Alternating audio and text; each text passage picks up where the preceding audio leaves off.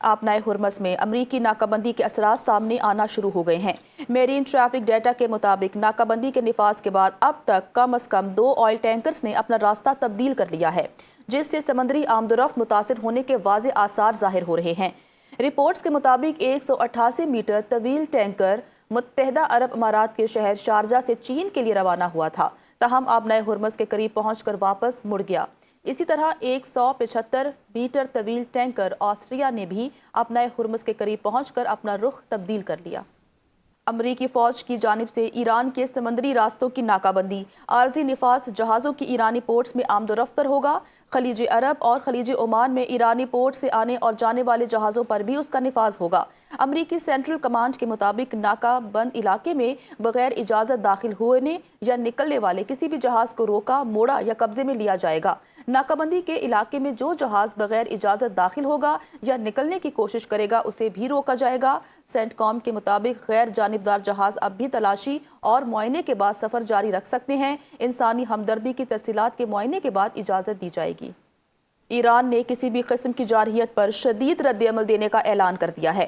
ایرانی وزیر دفاع بریگیڈیئر جنرل ماجد ابن رضا نے کہا کہ ایرانی فوج کسی بھی خطرے سے نمٹنے کے لیے پوری طرح تیار اور ہائی الرٹ ہے۔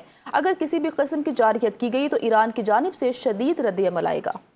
امریکی وزیر جنگ نے ناکہ بندی کے دوران ایران کی جانب سے بھرپور جواب کا خدشہ ظاہر کر دیا۔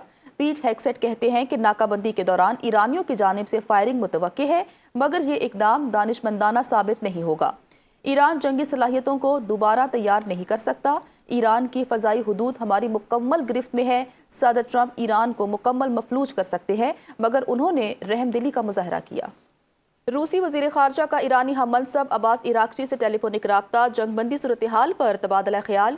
روس کے وزیر خارجہ سرگئی لاروف نے عباس عراقچی سے کہا کہ نئی لڑائی کو روکنا ضروری ہے، جنگ دوبارہ شروع نہیں ہونی چاہیے، اس بحران کا کوئی فوجی حل نہیں، روس تصفیے میں مدد کے لیے تیار ہے۔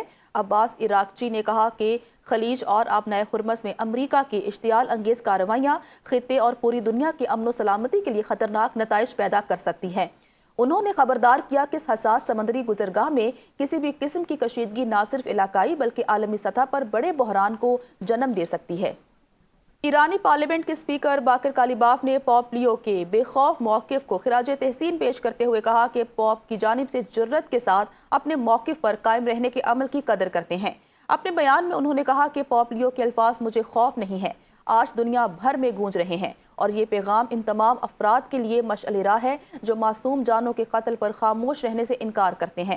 انہوں نے پوپ لیو کی جانب سے امریکہ اور اسرائیل کے مبینہ جنگی جرائم کی مذمت کو بھی قابل تحسین قرار دیا اور کہا کہ ان کی قیادت لاکھوں لوگوں کے لیے باعث ترغیب ہے، جبکہ ان کا پیغام دنیا میں انصاف اور سچ کے لیے آواز اٹھانے والوں کو حوصلہ دیتا ہے۔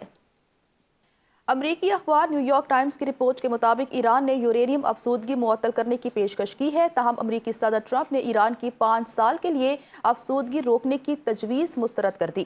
رپورٹ میں کہا گیا کہ امریکہ ایران سے 20 سال تک یورینیم افزودگی روکنے کا مطالبہ کر رہا ہے، اور یہ بھی ہے کہ ایران اپنے افزودہ یورینیم کو ملک سے باہر منتقل کرے۔ دوسری جانب ایرانی مذاکراتی وفد کا موقف ہے کہ افزودہ یورینیم ایران کے اندر ہی رہنا چاہیے۔ رپورٹ کے مطابق دونوں فریقین کے درمیان مذاکرات کے ایک اور دور کے انعقاد پر بھی بات چیت جاری ہے۔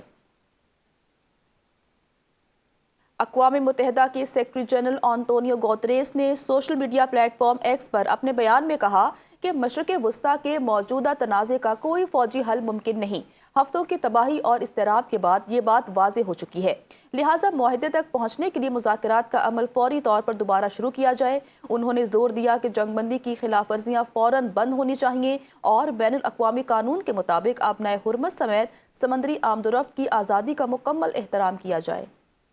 امریکی نائب صدر جے ڈی وینس نے ایران کے ساتھ جاری مذاکرات پر اہم بیان دیتے ہوئے کہا ہے کہ بات چیت میں خاطر خواہ پیش رفت ہوئی ہے۔ امریکی میڈیا سے گفتگو میں کہا کہ اب گیند ایران کے کورٹ میں ہے اور مذاکرات کے دوسرے مرحلے کا فیصلہ تہران کو کرنا ہے۔ ایران کو جوہری ہتھیار حاصل کرنے کی کوشش نہیں کرنی چاہیے، اور امریکہ اس حوالے سے اپنی ریڈ لائن پہلے ہی واضح کر چکا ہے۔ امریکہ نے ایران سے مطالبہ کیا ہے کہ وہ اپنے ملک سے جوہری مواد ہٹائے۔ امید ہے ایران آبنائے ہرمز کو کھولنے کی جانب پیش رفت کرے تاکہ عالمی تجارت بحال ہو سکے۔ ایران دنیا کے خلاف اقتصادی دہشت گردی میں ملوث ہے۔